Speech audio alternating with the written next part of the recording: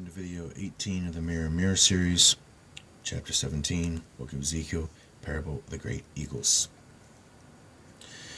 And I say eagles plural not just because it's two that are being spoken of here, but in all reality it is alluding to more. Okay? Most definitely a third eagle is in question here, but in all reality it's probably several. Okay? And most likely seven that could then be timed within that world age cycle period that I said fits in or around close to 40,000 years, in which at least you saw by a dating standard that I used dates closely to about the time of temptation of 36,288 years ago in the Garden of Eden, that would then be relative to the creation of the civilization of ancient Egypt, at least in perspective to what is called the necropolis, the Memphite necropolis, the Giza Plateau, that supports the three belt stars in reflection of the band of Orion celestially on the earth as the three pyramids of Giza. And that this would be in perspective of something that was needed and why it would be relative to being made at that time, which would then fulfill how you should see it. Not the way that they're seeing it now archaeologically with the alignment of Leo and Orion for 10,500 BC as being the most likely candidate. Yes, it does align there, but the alignment that you're seeing is just a reflection of the other mirror of that alignment that would be exactly like it 26,000 years prior. One full round of the great year cycle, you would go back and you'll find that exact same fulfillment of Orion and Leo that you guys are looking to at 10,500 BC as your truth for the supposed starting point for at least the building of the Sphinx and the three Giza pyramids, when in all actuality they go back almost another 30,000 years. And there's a reason why, and it's going to be relevant from what we see in the book of Enoch, and it's going to be relevant from what we see here in the book of Ezekiel. Chapter 17, more importantly, chapter 19, as it tells us in verse 4, something about this lion, this most ancient lion's whelp that was taught to hunt, in symbolism of Orion, in symbolism of these ancient mighty hero kings and their military dominance using war, death, and destruction to divide and conquer.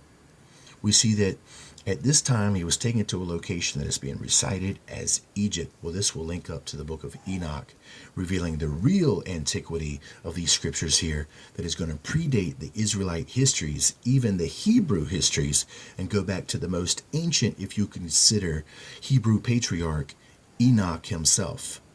And that we're going to fulfill this scripture from the book of Enoch, which will tell you the real antiquity from which this story, this history, this record really hails.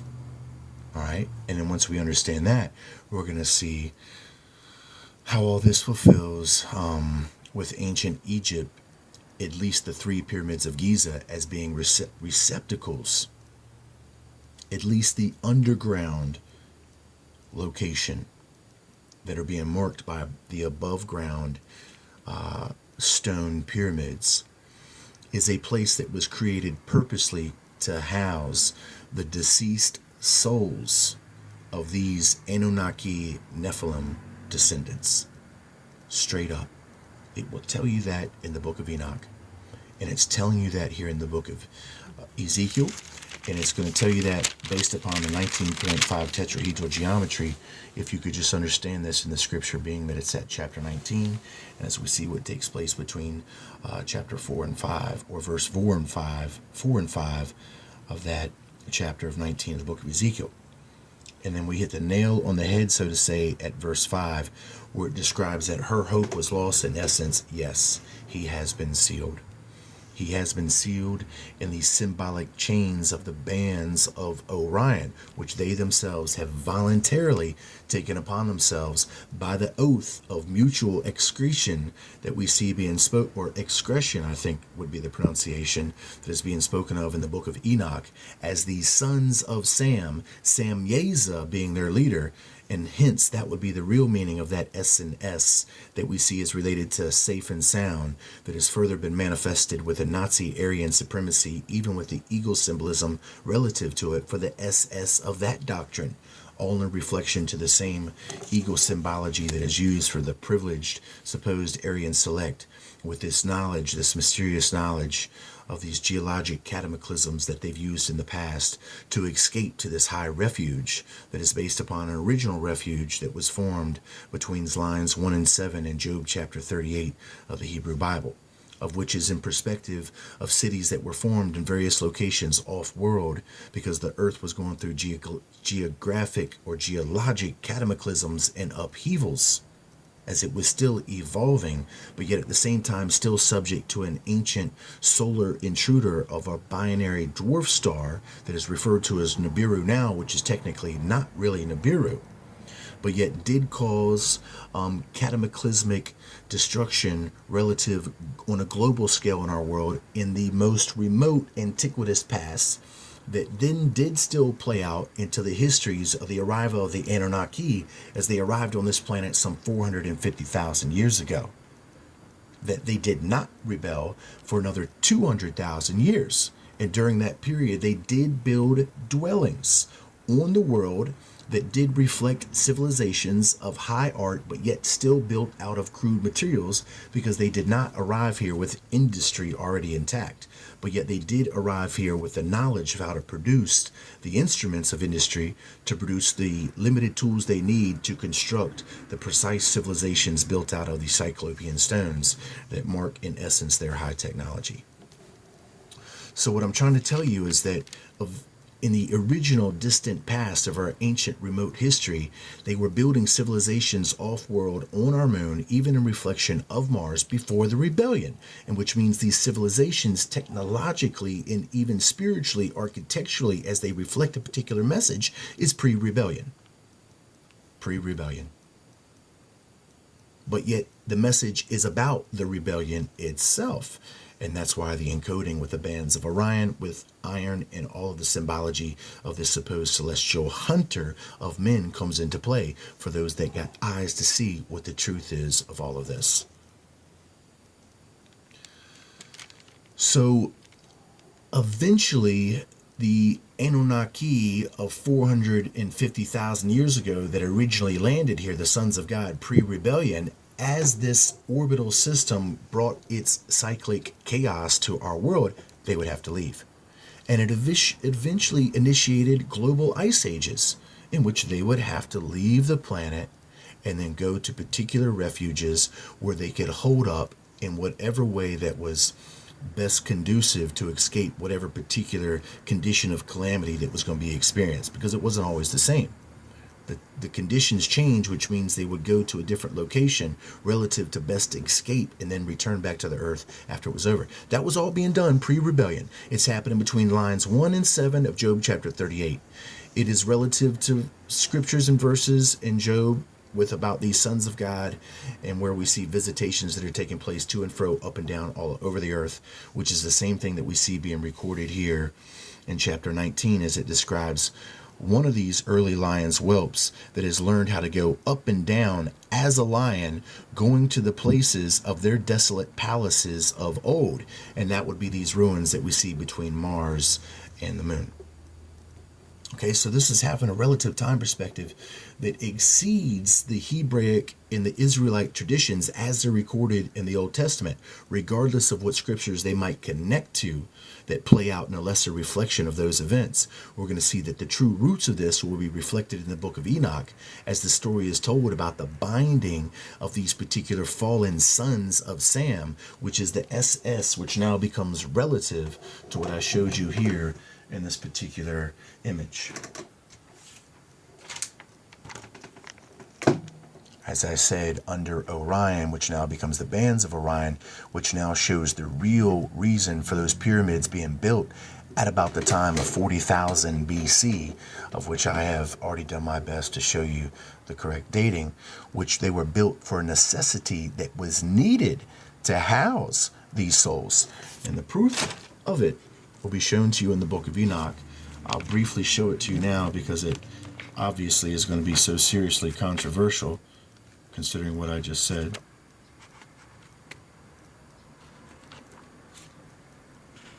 Of course, you see the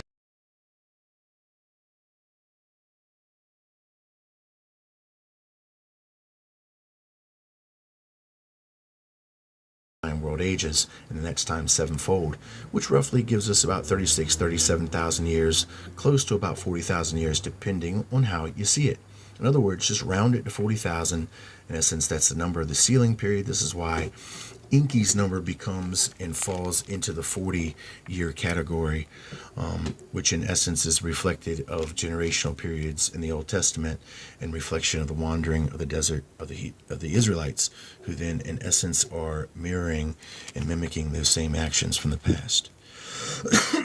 Okay, let's see here. We're going to see the evidence for them being bound, as I said, in Egypt, right here. All right, this is going to be the book of Enoch. It's going to be that chapter, Roman numeral X. Quite fitting, correct? Because the X is in reference to the seal, it's in reference to the chromosome, it's in reference to even city. It's the Egyptian hieroglyph for city, which is going to be important because we're going to nail down this Babylonian city system itself, being this chief symbolage that develops from it, that is getting its roots and semblance from this ancient eagle scenario that we see recorded. But nonetheless, let's listen close. The book of Enoch, and basically, let me just go ahead and read line 6, because line 6 is going to be relative to what? As I said, the sixth seal, which I told you in a two-dimensional form is going to be a perfect reflection of the tetrahedral geometry, which I told you is the seal, and it is the seal that binds. It is in essence our perspective of the reference of the chains without weight that hold them, that is in reference to the chains with weight, the matter that does hold them by their conviction of the truth of some sort of matter as their destiny, as we see that would be perspective of the fallen, because they can't enter back into heaven. They must maintain a material dominion. And now we see mankind is being deluded to revert his attention back to the somatic cell, in essence, the material matter itself, sticking his head back into the womb, almost in semblage of the ostrich that sticks its head into the sand, which would be the mot, which is supposedly the truth in Egyptian terms, which is an ostrich feather. But then we really see that the truth of the ostrich sticks his head into the sand when it's nervous or it's scared or it doesn't know what's going on. Sticking your head back into the sand is sticking your head back into the dust from which you've came. Mankind was created from the dust of the earth. Therefore, the ancient Kabbalah is now the seal of the somatic cell, that singular dust or the atomic structure in which mankind was derived from. Now you're looking back into the unevolved matter as the truth of the matter of yourself, forsaking the reality of the potential of the matter that it's already evolved into as the truth of the image of man and the reflection of God that can forgive and show forth mercy and have compassion for his neighbors and brothers, in which we see Jesus says and continually warns, do unto others you have done unto you, because it's going to come back to you. All right? So there we see, once again, relative with the 6, and then we see the sealing takes place here on line 6. Again, the Lord said to Raphael, bind Azazel. This Azazel, it's going to be important. It's going to be important how it relates to Samyaza, which is Azazel's leader, as it's recorded in the book of Enoch, which is going to really reveal, as I said, that the Osiris-Orion character is plural, and that the Nergal character, the ancient god of the Danites, which is also considered a judge. Nergal, an ancient god of the Dans, is considered a judge. He's considered a judge of the dead. He's considered a god or a king of the underworld. Well, we see that's exactly what Dan is configured as Samson in his material workings on the surface of the earth. Samson is a Danite, and Dan means judge. Well, Samson just so happened to be the supposed 13th judge of Israel, and then Jacob defines Samson or defines Dan as a judge for the tribes of Israel in the last days. And this is where I'm telling you the Dans are going to the moon. The real Dans, not the fake Dans that Israel has supposedly created as some sort of red-haired faked alien invasion on us. We see that the real Dans are actually going to go to the moon because they're going to see them like a candle in the darkness. Just as Jesus Christ said, they're going to bring that candle to the secret place. Same time they make this whole world darkness, by the very default, they will be up there shining. They'll be the ones that are illuminated. A perfect lure for these locusts who are described as ravenous consumers who need provisions and are in material form and are going to stop at nothing to get what they need to survive. And Jesus Christ foretold and told them about the unjust judge. Can't make a deal with the devil and expect not to be cheated in the end, my friend. So nonetheless, there's your sons of Sam. And it will further convey the fact to you guys that I'm trying to tell you that Osiris Orion, regardless of him from your perception of a further defaulted perception of the later Egyptians as they look back at the symbolisms and they incorrectly defined Horus as the son of Osiris. What we see is that the material form of Horus, in essence, will be derived from the sons of Iron or Orion, the Osirises, the Egyptian serpent pharaohs, the Babylonian serpent kings, and all those serpent descendants after them that had that high genetics, which could be collected and then formed into a material body in the future of the last days, that the fallen prince, the Nahesh, the serpent, in essence, could rise his spirit form up that willing spine of that cloned creation built by the hands of Israel. And there's your SS. And notice it's backwards. And we showed you that with the hemispheres of the brain. And I'm going to show you that with some other things that should outright flatten you if you ain't already. So there's our description for where they're being taken to that will match. And I can do it exhaustively if you like. But we're just doing it basically breezing on through this now. It will match line 4 as the same thing that's happening here. Being sealed in this land of Egypt. It's being told you now at this location, at this desert place, the Duodel. If you research correctly, that will translate to northern Africa. In other words, where Egypt is. Okay? And these hurled and pointed stones that are covering him with darkness. Would that not be what I told you concerns the symbology for the stones that the pyramids of Giza were encased in?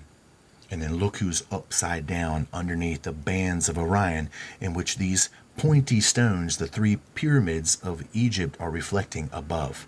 That's exactly the case. The real walloper is that that's exactly what this complex was built for, was to store, at least underneath the ground, these descendants of the Anunnaki and the Nephilim as they deceased from material life. And we've got the exact proof for it. The exact proof for it in the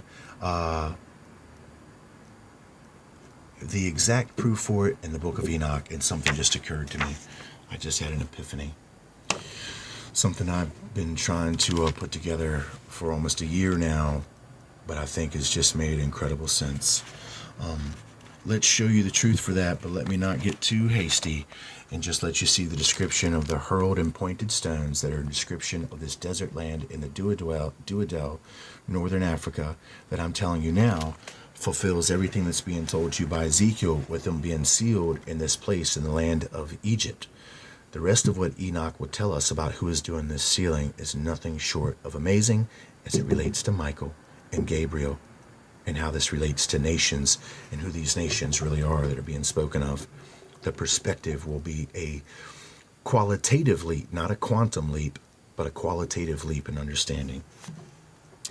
Okay, so let me get here to the point where it will show you that there have been receptacles purposely built and designed on Earth to store and separate, almost like a card catalog, the souls of the sinners and the righteous. And there are 3 separations that are made between. And I told you the reason for 3 is because the new descendancy known as the Nephilim, based upon the unification of these sons of iron with the Murray clay. So give me 1 second.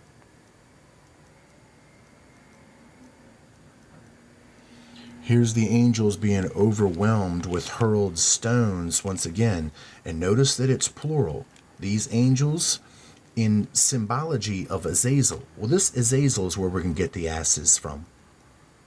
Where we're going to get the original birth origin for the ass, and then how as it later conveys itself to the genetic admixture of the donkey ass, that then will relate to the word phonetic structure for Nod, at least from the land of Nod in Genesis, for the most earliest recorded, at least in the Bible, of a Nephilim civilization. Okay, so the Azazel is where we'll get the root for asses from, and even axes from. And then the hexes that will develop from the word X that was then symbolized the seal that was put atop them. So you can see the Azazels. Going to be an audio outage here.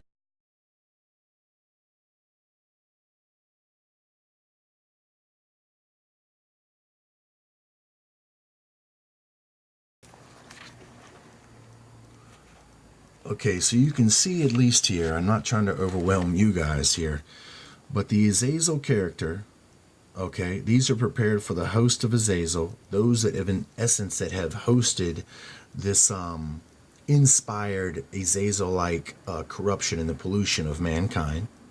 All right, and then we see that it's going to be plural angels that are overwhelmed in this location with hurled stones, which is what I'm trying to tell you, is that this symbology is conveying whether you like it or not. And that's what the SS will do for you. It will fulfill the sons of Sam that are being held safe and sound. And this is why it says in the book of Enoch that judgment shall not overtake them until the consummation of the sealing period shall be fulfilled. In other words, they're going to be safe and sound, but yet they'll be conscious of their ordeal, which means they're going to have consciousness of their plight and their separation from the land of the living, which means, in essence, by choice, they were going to experience agony because this was an oath that they took willingly and knew that they were going to be sealed for this period. They knew these things were going to befall them, but yet they still planned to undertake it because at the end they believed that the fallen prince would fulfill and then, in essence, grant them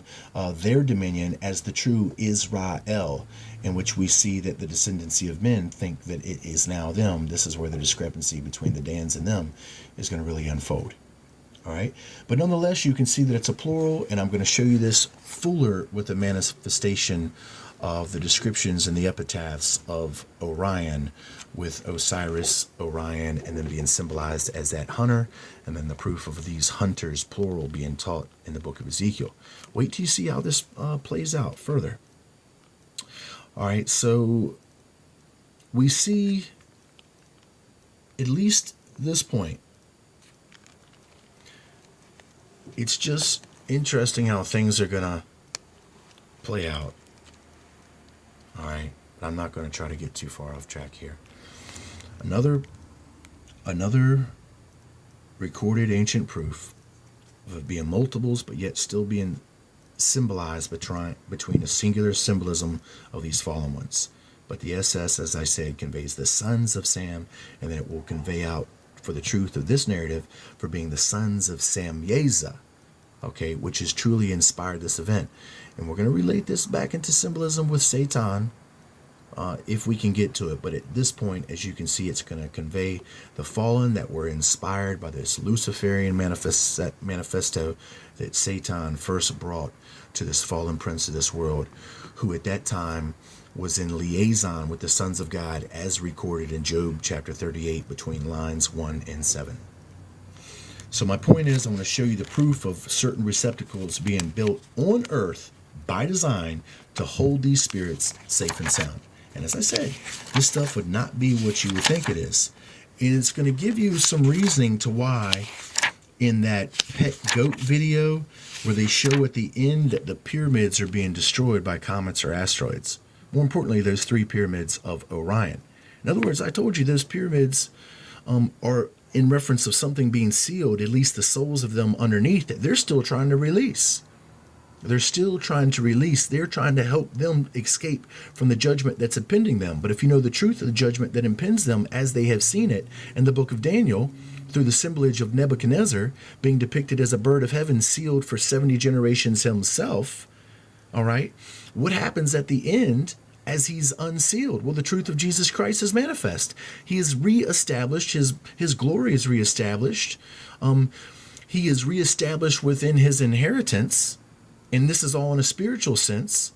And we see that once again, the truth of Jesus Christ will fulfill that all are already forgiven, that they will be welcomed back if they just repent to the truth of Jesus Christ. And this is where we're going to see that the Dans, they themselves are already in order with the understanding of relegioning against Israel, going to this moon location to spoil their goods, as it's recorded in chapter 11 of the book of Luke, as describing that Dan shall be their judges. Incredible. And that's going to link back up to the irony of their occultism epiphany with the Osiris Orion as their something deity that they look to for immortality and resurrection, and symbolage of this phoenix and this eagle. But we really see that the irony is that the phoenix and the sphinx are interrelated, and that the sphinx now represents the descendancy of the sons of iron, the Danites, which will be these ravenous lions that are going to pay them a visit on the land of Shinar. Incredible. So it's saying, and there my eyes beheld the sinners who denied the Lord God of glory, or the Lord of glory, and whom they were expelling from thence and dragging away, and they stood there. It says no punishment proceeding against them from the Lord of spirits. Well, as I told you, you're going to see this as them being kept safe and sound by the truth and glory of Jesus Christ. His plan, how he knows how to do all this and be fair and equal to all, because he loves all and understands major deceptions have been put on this world that many people, I hope, are beginning to see the truth of, and reflection of the righted light of the glory and the truth of Jesus Christ. I hope you understand that. Not that lefted by default. There's your sons of Sam. There's your plural. There's how they've been being kept safe and sound. No punishment shall be brought against them. Yes, but yet they're still going to be experiencing their withholding of the land of the living. And then they're recorded as not experiencing food and water, but yet they're remembering a material estate. And then in essence, they're being deprived from the sustenance of material and even spiritual things. And so they experience anguish. But yet as it records the sons of mankind, that were then also stored in receptacles underneath the earth that were described as crystal. It describes for them that they, in essence, were kept like they were sleeping. In essence, they did not experience the great duration of time. Now, this is what symbolizes their God in perspective as Saturn, Satan, the inspirer of the duration of time in which they must experience as the agony that's keeping them from something that they wanted. But yet, as it's manifested to mankind's perception, as he takes and adopts and inherits the ideologies willingly of the fallen as his own, we see that now the time equation is now put upon them as the chains of Orion or iron to bear. And in essence, this excruciating separation that they feel, that when we ourselves feel no separation, we're still living in a glorious golden age of the truth of Jesus Christ, because our God is still within us. And we're not feeling that massive separation of the glory of the knowledge of his truth. Nobody's taken anything from us. We still willingly have adhered, allowed, and held on to that truth. And there's nothing that can take it away. Nothing. That is what the seal of the living God is upon us. And we hold it up with this equational geometry right here, which is about why these beings that have now defaulted, by default, must keep themselves as far away from our presence as they are possible. And we see the living descendancy of the Illuminati keep themselves on the dark side of the moon. And then the other portions of the Nephilim descendancy have been confined underneath the earth to play out their civilization, being held within that same sealed terminology, but yet as it plays out differently against the terrestrial backdrop of the equational dynamo of this world and its energy phases, if you will. So let me still show you where it records 3 places.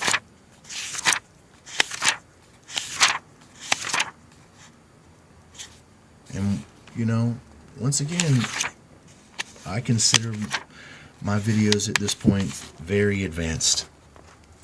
Here's where you're going to find it. And then here's where you're just going to outright see it without me leading up with a bunch of talk before I show it. Verse 9, and at that time, therefore, I inquired respecting him and respecting the general judgment, saying, why is one separated from another? He answered, 3 separations have been made between the spirits of the dead, and thus have the spirits of the righteous been separated, namely by a chasm, that would be fire if you do the research to see what that means, then by water, and by light above it. And in the same way, likewise, are sinners separated when they die.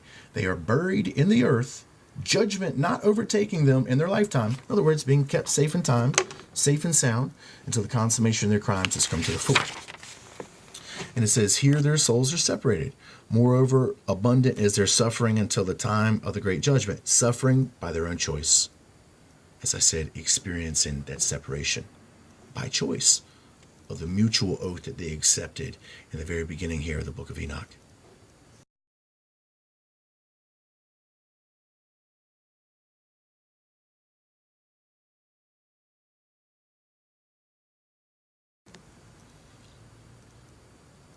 It says, moreover, abundant is their suffering, meaning they're awake, they're conscious during the whole duration of their sealing period.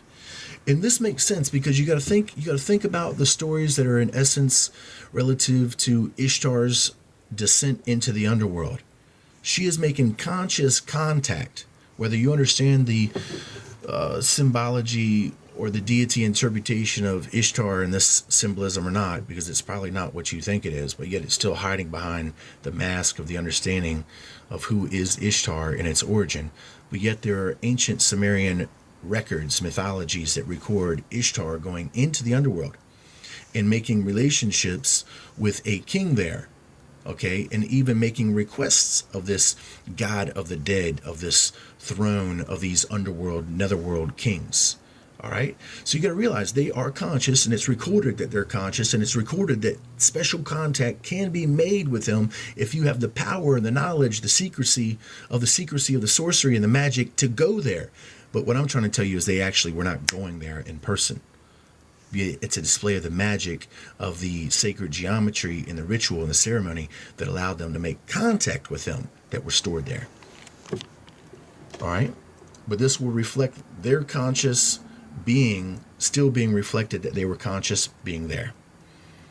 So moreover, abundant is their suffering, they're conscious of it until the time of the great judgment and castigation and the torment of those who externally execrate, whose souls are punished and bound there forever.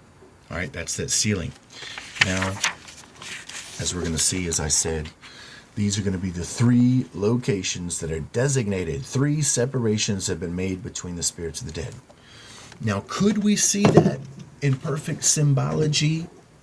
Could we see that in perfect symbology of the 3 pyramids of Giza being symbolic of the third eye region of a human head? And this is where this symbolism here is going to become relative.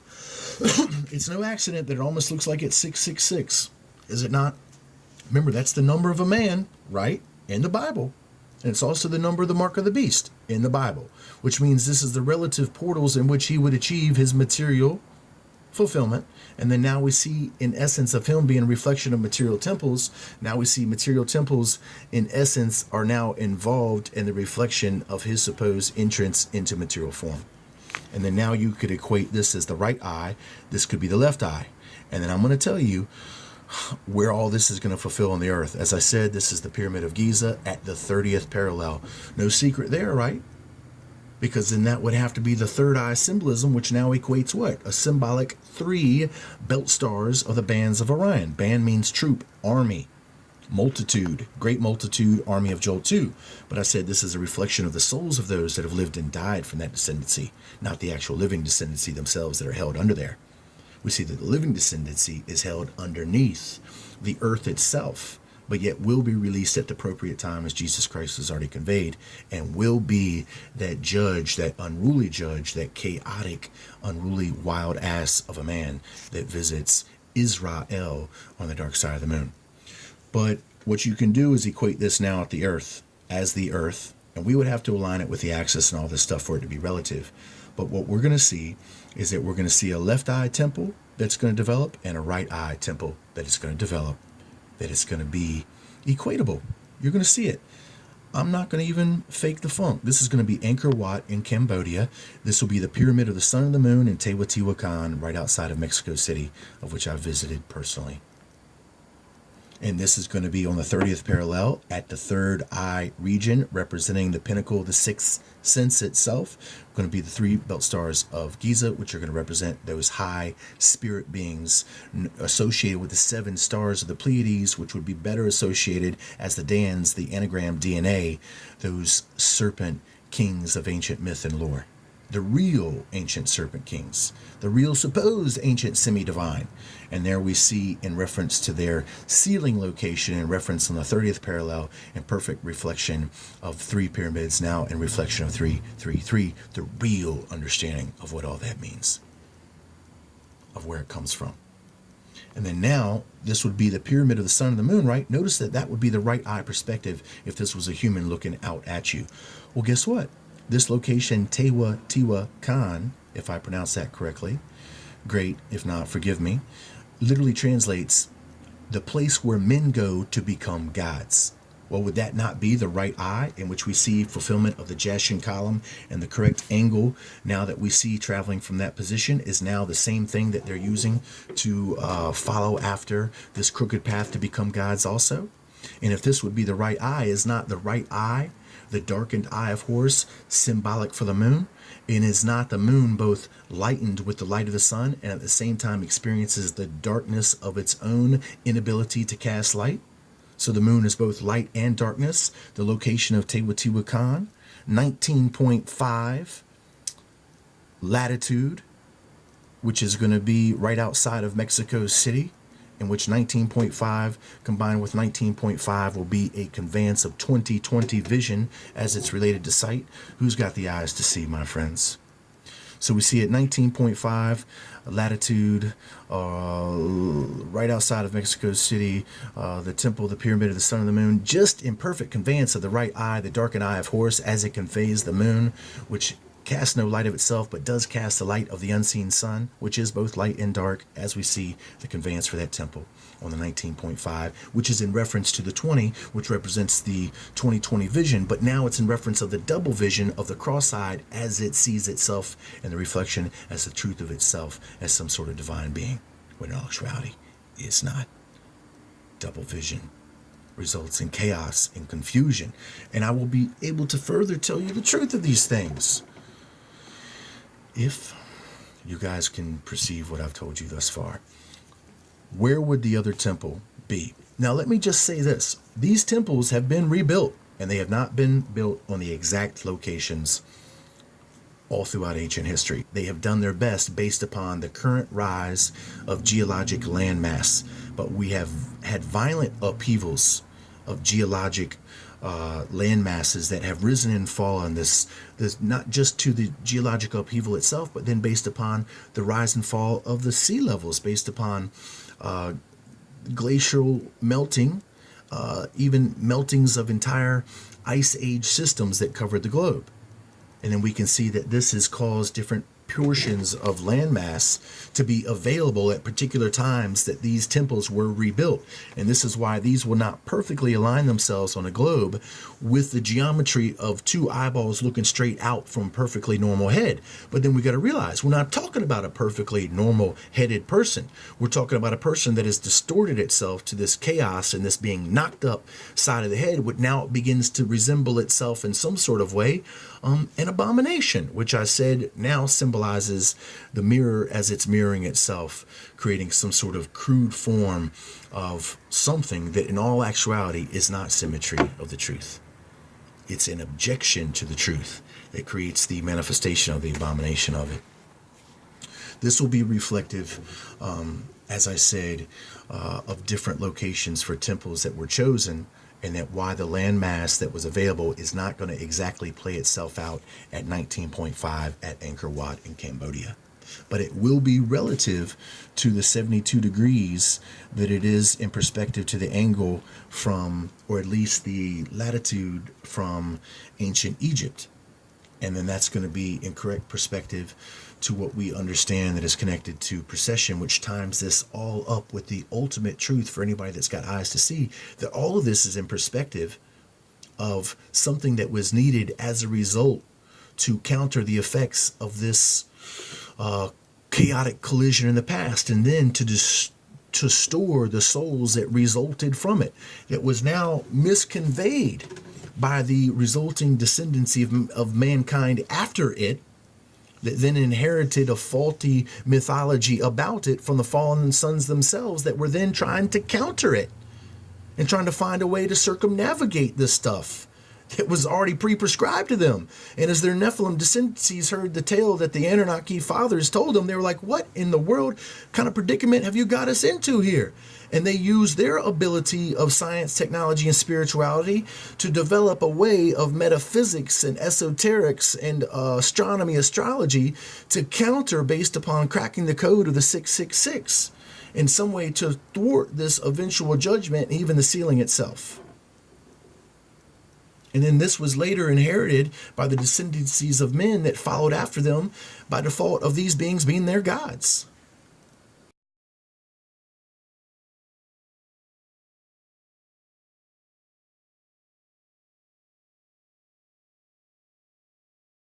And now, by default, these men that are upholding these supposed mythologies as their truth, as it's been encoded in the astrology that was put in place by the fallen themselves to keep track of their sealing period, and then the different relative cycles of this judgment and perspective to it, as I said, which is a reflection of the serpent rising along the chakric path. And then these are a reflection of the world ages and the destruction and renewal that's had between them. But as we see, they're continually being brought down. They don't make it. They believe at this seventh fold they will, when all actuality has been prophesied they won't. But there's so much more to it. But my point is that this is why Angkor Wat is not exactly at 19.5. But yet we are going to see the relative symbology with the left eye, Sky. This would be the left eye looking out, would it not? If this would be the sphere, this would be the globe, this would be the third eye, the Giza, the 30th parallel, 3 pyramids representing in relationship 3 separations that have been made between the spirits of the unrighteous all the way through the wicked and the sinners. Okay? Now we see that if this was the right eye, correctly it symbolizes the pyramid of the sun and the moon, just as we see the complex reportedly made by Quetzalcoatl, okay, who was a tall, blonde-haired, Nordic-like individual that entered into ancient Mexico, supposedly on a raft of serpents, accompanied by these dark-skinned giants that we know of as the Olmecs, which with correct interpretation will reveal their South African Ghanaian heritage along the Gold Coast. Okay, but nonetheless, we have this temple in essence symbolically relative to their creation, but I'm going to tell you that that temple was there before they got there, and it's the whole reason why they went to that location in the first place. That's part of the deception that Sitchin was involved with promoting. Okay, so those temples are even there at a more ancient time before they even got there. But nonetheless, the temple correctly conveys the right eye symbology of the darkened eye of Horus, symbology of the moon, the symbolic moon being both light and dark. Okay, that is the right eye. Now we go to the left eye. What do the Draco temples continually mirror and convey? They are obsessed with one thing and one thing only, and that is the Naga serpent. That is Draco. The constellation Draco, my friends, who is simultaneously both the serpent and the dragon, which I said is the symbology for the Ouroboros, and at the same time the symbology for this Lucifer supposed enlightenment, which I told you really reveals the celestial ecliptic pole, which now is in perspective of that singular eye of the dragon that now we see, or this would be the northern ecliptic pole, excuse me, which now represents the constellation Draco at its center.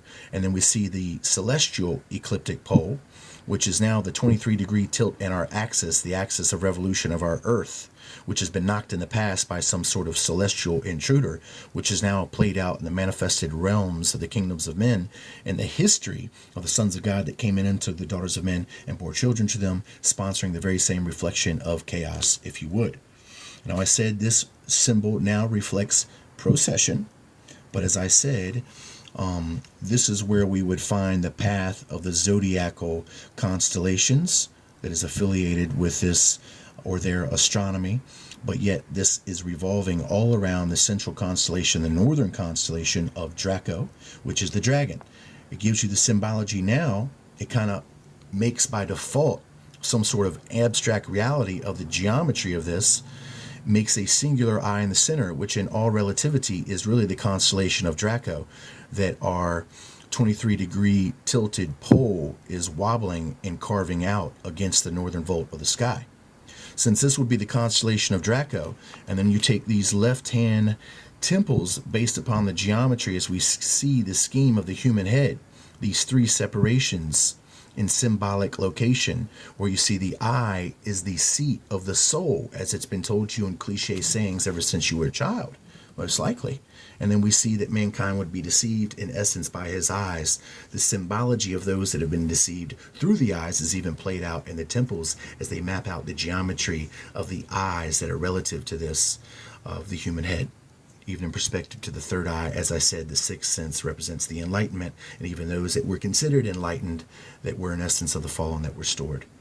So now I want you to see this as the Draconis temples of Angkor Wat that now symbolize a chief constellation in the northern vault of the sky, the serpent. Now the symbolism of the geometry of all this makes a singular eye. That's where the singular eye comes from. It's why people don't even realize that when you look at the other side of the seal, you see the eye above the pyramid. Everybody wants to say that it's a reptilian eye. Well, if you know what I just told you, in that perspective, it is. It's that singular eye right there. It's part of the big secret that they don't want nobody to understand, how all this reveals the truth of what this is all about. And how there ain't no way, once you know all this stuff, that you can be a part of this sacred feminine malarkey BS. You know what I mean? You know what I mean? And when you start equating that this has happened to them multiple times before, they're going up and down, hot to cold, cold to hot, good to evil, evil to good, back and forth. Guess what? They ain't succeeded then. They ain't going to exceed now. Same old stuff. We see that this is the sevenfold. This will be the final. This is when the consummation of their crimes come to the full. Their fallen prince does, for a blip of a second, enter into material form. But nonetheless, if this will be the left eye here, will correctly these temples, as these temples symbolize the sun and the moon, but yet in more symbology with ancient serpent gods, we see that the left eye should symbolically a singular left-eyed pupil of the serpent. And it does, because the Angkor Wat complex is chiefly dedicated to the Draconis constellation, and then of course the Naga serpents of enlightenment that are supposedly associated with the left eye symbolism that has been born from it. Your left eye, your Illuminati left eye, being made by the default, both light and dark, and now trying to ascend to this supposed place of enlightenment, overshoots it and goes directly to the moon, and by default is projected to the dark side. Incredible. Incredible. And they don't, in essence, I mean, I'm sure many of them, probably none of them, realized all of that, what I've just done my best once again to convey. Probably not the best, but ain't nobody gonna be able to take it apart. It is exactly the truth of the matter, and I can explain it much more fully. And don't forget everything I showed you with the SS, the Sons of Sam, the plural, and what I'm going to show you with Nergal, and how it's going to connect back to so much stuff, you guys. You just hold on to your hats, you know? Just hold on to your hats. Pun intended. So, there's your three places I'm held up, you know, scripturally. I'm going to be held up by an ancient seer, prophet, Ezekiel. I'm going to be able to be held up on what I told you about this scripture here and its relativity to what it's really talking about in this ancient history, and the reflection of this record here from Enoch ain't got nothing to do with Israelite history from the Book of Kings in the Old Testament. We see that it's a lesser reflection that has been, in a sense, molded around these scriptures to reflect, hopefully, what they want to deter many people off the path from. Let's not forget the line here describing the young lions that were taught going up and down as these lions, going to places that already had desolate palaces. And this is going to reveal the real antiquity of this and how this has been a part of a cycle of destruction. which will then be relative to the symbols that we see of the phoenix and the eagle, and how all this is even played out on the seal of the United States, which is revealing their plan of this knowledge of the destruction coming, but also the knowledge of how they're going to escape it. And what it really all means, if you understand what Jesus has revealed, and through seers like Hosea, that says, in essence, the destruction against their own land. Revelation chapter 17, verse 17 describes that it's going to be the kings of the earth that are going to bring this destruction against themselves. Where are the kings of the earth now ultimately ruling from that land of traffic and merchandise that now sponsors the composite model of traffic and merchandise known as commercial Babylon here, the 666 beast system. Okay, the land of the consumers. Well, where the herders are, where the false idol shepherds truly been maintaining their residence. Well, we see it's been on the dark side, but they have been repeatedly brought down. Repeatedly. Go read chapter 17 or chapter 11, verse 17 of Zechariah now that I said that, and see what appears before your eyes. Or really verses 14, 15, and 16 before it. All right, this video is starting to run on. Let me summarize some things before we come back. I'm basically going to summarize Ezekiel chapter 17, lines 3 through 8. The audio is most likely about to go out here at the 40-second mark. We're going to be talking about 3 through 8.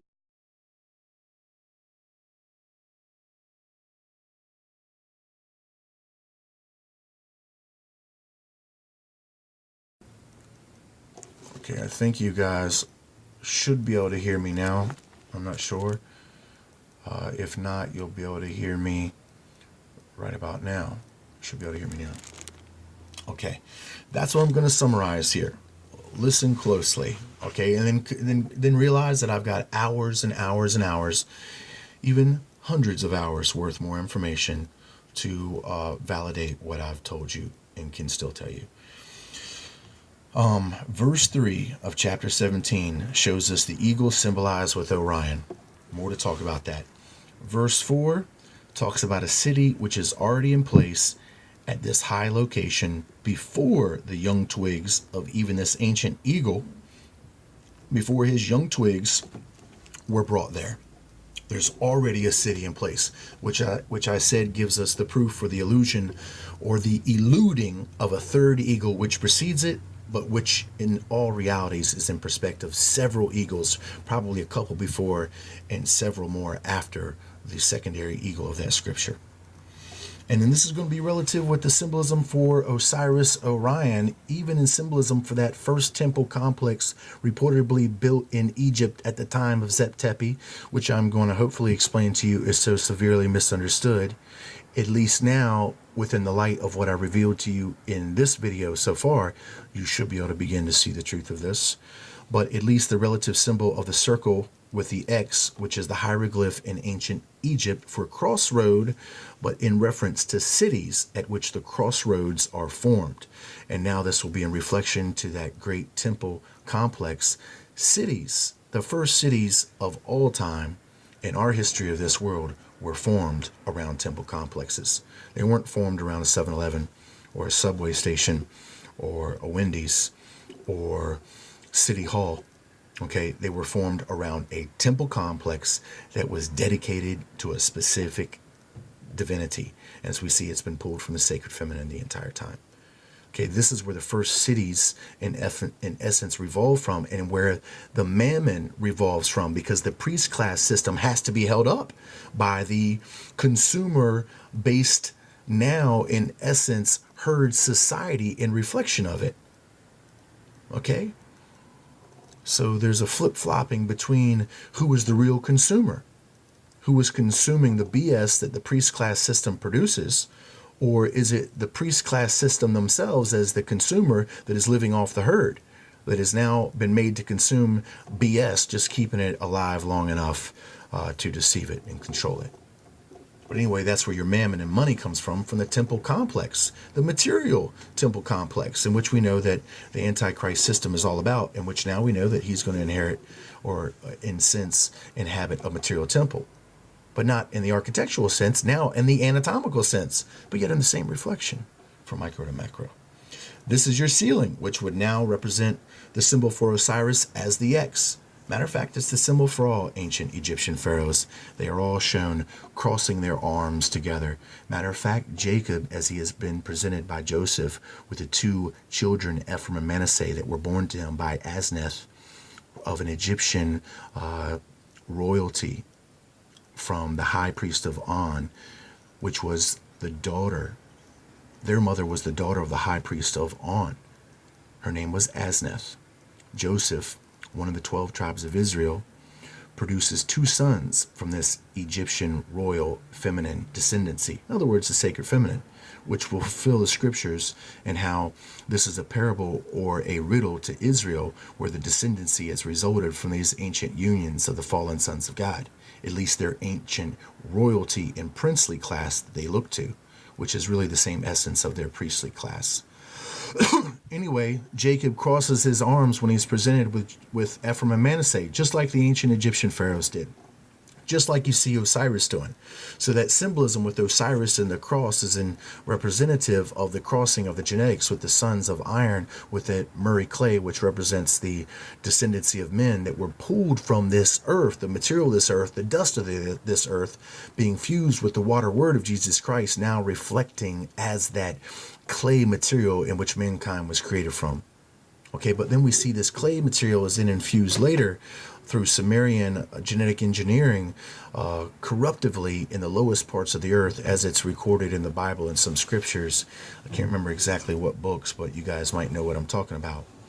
But nonetheless, very important to see how the city, in reflection to the first time Zep Tepi, the first temple complex associated with Orion Osiris, symbolized with the X, which now represents the X marks the spot, which is relative for the Egyptian temple complex, which is now a squared X, which represents the four dimensions, as I said, is the equational abyss. If you've been following my videos for multiple years, you will realize that that is that four-dimensional space-time equation that they have bound themselves in by default of taking on to themselves the covetousness of the material.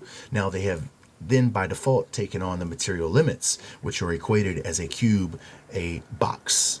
And then this box would be the very same thing, which should be known as a phylactery, that is worn on the heads of Jewish mystics to this day. They wear a square box on their third eye portion, which I should tell you is relative to the square geometry of the base of the pyramids and relativity to the third eye 30th parallel in which they inhabit.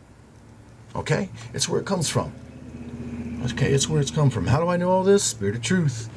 Spirit of Truth knows it all, and I do my best to be able to follow its leading.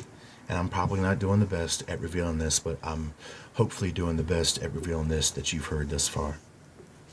So this seal, this circle, this X means so many things, as it equates in relative fashion to the things that are based upon the conditional requirement as these things happen. And then they're constrained to the conditions in which they're reflected, and then they will happen based upon that. And that's why, in essence, symbols become archaic, if you will. So at verse 4, the enigma is fulfilled of a city that is already established before this ancient eagle. And then verse 5 tells us it basically looks as though this eagle of ancient times is merely reestablishing this ancient location of Babylon, as we see it recorded as city of traffic and merchants of even more ancient time. I want you to think Tower of Babylon and their quest to build something to reach the heavens. Okay, and we see him bringing seed and provisions. As I said, that plays out on many manifestations of people, and then actual seed of plants to bring the sustenance there that they would all need, and even the production of oxygen in an efficient way. So we see in verse 6, it seems to describe some sort of permanence or attachment to this new location of Aven, root word for heaven, in which the birds of heaven are reported to go to in the biblical past. And then we see that this is where the green man Osiris evolves, the Orion symbology of this eagle with its diverse colors, comes from here, because we see that vine overgrows him, roots form under him, which in essence charted is kind of almost describing some sort of permanence with him, some sort of attachment with him, where he decides to stay there, almost needs to stay there, because I said it's in reflection of this sealing that results in his supposed enlightenment as he's reached this supposed divinity status and reflection of an eagle that now has this power to go to and fro, up and down all over the earth. And I said that's going to result now to the seal in which we, by Jesus' own admission, says that we have power over these serpents and scorpions. Well, in essence, we understand that the serpent is intrinsically related with, or the serpent is intrinsically related with the eagle, but yet from a perspective that you guys might not yet fully understand, with the serpent in the mouth of the eagle that is reflective of certain mythologies of ancient Mexico, Mesoamerica. Okay, that would relate to a certain golden city that was supposed to be put there at this symbology of an eagle with a serpent in its grasp on top of a great cactus. Well, we're going to see that this eagle and this serpent once again will exchange places. They will become the same entity the further you go back. In essence, it's the same thing all over again, my friends. So the green man Osiris is developed from that point, the symbology of the eagle being overgrown with the vines, symbolizing some sort of permanence of residence. But yet we'll see that they have been brought down repeatedly, but yet then they climb back up nonetheless. There should be an audio outage. Let's see if I can beat it here. I want you to know something happens between lines 6 and 7, a great duration of time. Verse 7 describes a need for water now and the tempting of another eagle, that secondary contemporary one. But I want you guys to know, I don't think it's of still, but I think it's of still an ancient time from our perspective. Meaning the secondary eagle recorded in chapter 17 of the book of Eagle, the book of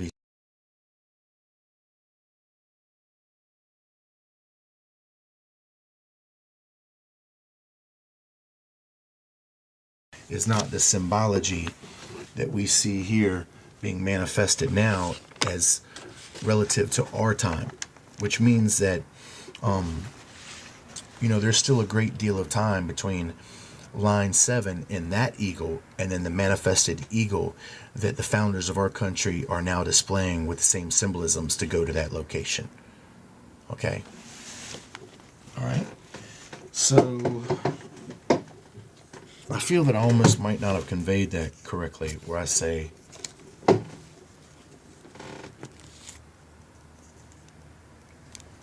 line 7 here, as it talks about the secondary eagle, there was also another great eagle, and I show you this symbol here. Well, it's not, line 7 is not talking about them now. It's talking about another eagle before it, that they are mirroring once again and reflecting that image of a beast, the image of a marked beast. And just in this instance, this beast is being displayed as a creature like an eagle. Okay, still an image of a beast.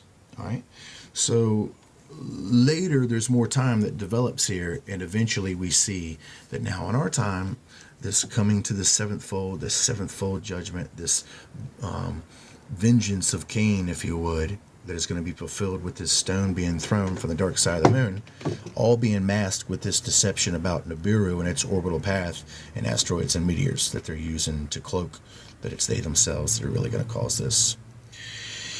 Okay, guys. So that's what that's all relative to. Huge portions of time are taking place there. We're going to be able to use the book of Enoch to support us further, which will support the claims that I made between particular these scriptures in Ezekiel chapter 9, more importantly verses 4 and 5, as having everything to do with Egypt and the pyramids and the way that I described it. I'll be back.